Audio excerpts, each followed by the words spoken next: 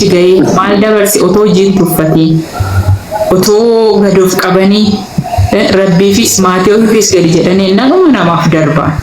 Garuu gurguddisaa oo deeman immoo sagalee waaqaatu kan of gurguddisee gadan qabaa kan of gadoof qabe nam guddisaa gargaara tikeetti sinii mura Itoophiyaatti galchaa jetti.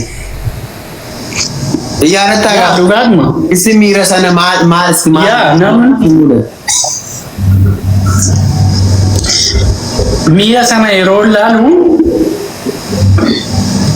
gaafas nan aariyaan yookiin ijoolleen beektaa keessan dhufanii baay'ee waan baay'ee sitti himu amma ijoolleen baay'een rakkina garaagaraa dhufanii natti himu jechuudha. Okay, rakkinni sun rakkina wal fakkaatan. Fakkeenyaaf amma ijoolleen tokko dhiira fa'aa wacii isaanii danda'anii fidu yeroo biyyaa fidan. Okay, wacii isaanii danda'anii ani amma naman fide keessaa nama tokko jechuudha. Okay, mucaa wayii fakkeenya isinii fudhadha. Birrii takka hin kaffallee mucaan sun jechuudha yeroo biyyaa dhufu. Birrii takkitti ishiitu kaffalee too fide jechuudha biyya kan. Okay, dhufee ani ijoollee finnaan kaddan kaampaanii keessaa mana ijaasa faana iyyuu waliin argan. Dhufee maal jedha kaampaanii gale kaampaanii shittoo galee ji'a lama hojjetee damooza isaa ji'a lamaa fudhatee bahee jechuudha. Okay, damooza isaa ji'a lamaa fudhatee bahee mana ijaasaa isaa dhaqee jechuudha. Ishiinoo mana kontiraataa hojjetti. Kan ittiin dhufe yoo birrii ishiitiin.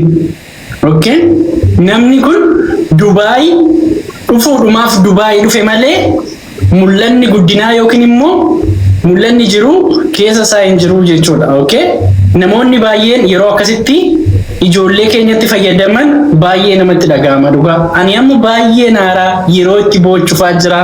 Dhugaan siin jedhamooni yeroon ittiin himmaan koo buusee ba'uufaatu jira. Dhugaa ijoolleen keenya dubartoota uumaan beekanii hin shawwadamuu waan mateen attaallalamuu. Okay, jireenya isaanii jiraatu osoo hin ta'in jireenya namaa jiraatu beektaa isaan. Namaaf jiraatu malee ofii isaaniitiif hin jiraatan. Dhugaa rabbii fakkeenyaaf amma ani gurreen waan matee jedheen ishii shawwadaa yookiin waan ta'e jedhee yookiin siin jaalladhan jedhanii yookiin waan ta'e jedhanii kanumatti isaan shawwada bakka. Okay, isaan booda bakka waanuma ta'e fuudhanii wayiin uqubii walitti seenanii waan ta'e godhanii kan biyyaa fidanis biyyaa fidu. Okay, namni isaan biyyaa fidan sun immoo nama hojii hojjetu miti. Nama jireenya laal biyyatti wanti isaan gochaa turan sun.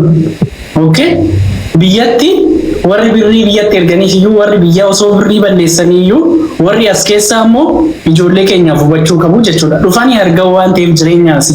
Okay, jireenyaasi akkamitti akka hojjetan akkamitti akka jiraatan osoo beekanuu ishi biyyarra yeroo jiraatan hin beekan. Biyya alaa jedhama bakka akka barbaadanitti gadi fageessanii hin beekan waan ta'eef birrii isaanii yoo balleessanii iyyuu rakkoo hin qabu. Dhufanii immoo erga as ga'anii rakkina ijoollee keenya erga osoo beekanuu hojii isaan hojjetan osoo beekanuu. Okay, wanni baay'een akka isaan rakkisu osoo beekanuu gaafa isaan irratti fayyadaman baay'ee tokko namatti dhaga'ama. Salphinni kana caalas hin jiru jechuudha. Dhugaa rabbii dhufanii taa'uu dhufanii mana ijaazaa taa'anii birrii harka dubartii irraa eeggachuu caala urdatiin hin jiru akka gurreetti jechuudha. Kuni urdatii guddaadha jechuudha.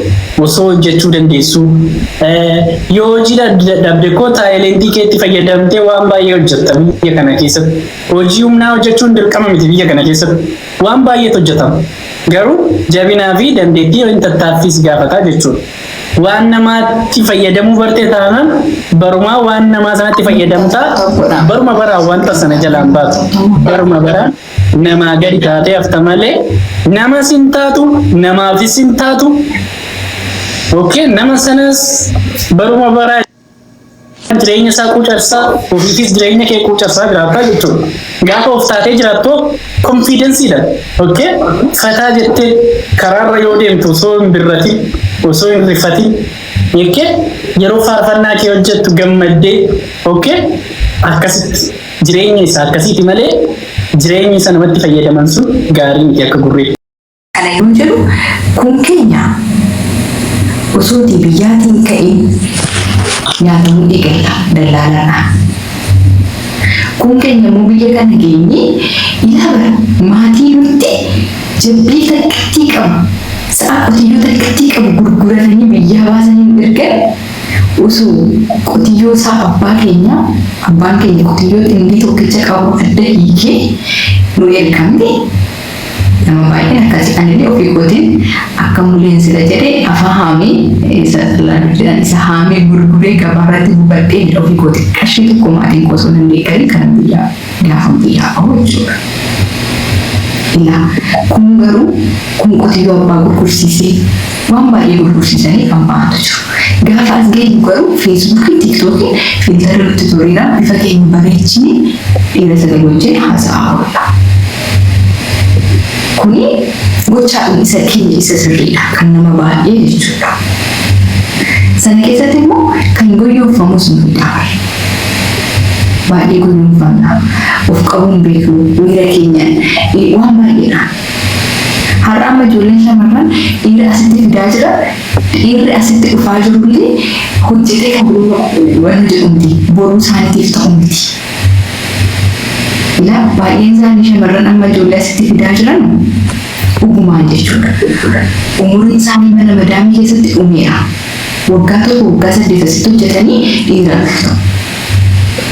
Maatii osoo jedhan obboleessa osoo jedhan obboleettii osoo jedhanu baay'een isaanii umuriidhaan illee maatii waan baay'ee jira. Sana keessatti immoo dhiirri isaanii fidan dhiira bifa bareedaa dargaggeessa dhiyaanii dubartii kamiyyuu kuffisuu danda'u. Dubartiin kamiyyuu itti kufuu dandeessu. Dubartiin kamiyyuu itti hojjechuu dandeessu. Dubartii kaayyoo qabdu yoo ta'e durbi kaayyoo qabdu garuu guyyoo sana dhiyaatanii guyyoo qabdu. Durbi kaayyoo qabdu kaayyoo ishee tajaajilisee jiraatti. Bakka ka'umsa ishee yaadatti. Sanaaf amma ilaalchi namni baay'een dhiira dubartiin Dubaayii dhiira Dubaayitti order godhatti kan jedhu faatu jira ila. Maqaa dubartii muraasaatiin shamarran baay'een illee maqaa dhahama. Gaafa nuti garuu waan gaarii goonu gaafa dogongora kumaatamatu yakka maqaan keenya baase. Gaafa waan gaarii jennu namni tokkitti mucayyoon sun koo biyya Arabaa teessee maatii ishee kana gootee namni jedhee dubbatu jira. Mucayyoon tokko koo biyya Arabaa teessee kana godhatte namni jedhee dubbatu jira. Hin jiru. Gaafa ishee dhiiratti qarshii kee laattee yookaan akka tasaa ta'e ila kumaatama keessaa takka. Persentii dhibba keessaa persentii 5 yookaan 2-3. Akka carraa kan ulfaa'an illee jiru. Dhugaa uumaanii beekamaa ta'e. Gaafa sun ta'u kan dubartii kana mataa hin dhukkubsanii jiru kan hunda walitti qabanii dhukkubsanii jiru. Kana keessatti dogongorri ilaalchi namni nuuf qabullee baay'ee gadi bu'aadha. Ofii kuma keenya yommuu maqaa keenyaaf kabaja keenya kabajni nuti ofii keenya qabnu baay'ee xiqqaadha. Sana sa'a abbaan gaafa cabse mormi jajjaamsaa jedhamtee Oromoo. Nan jedhu inni guddaan ofii kuma keenya foon kabajnu.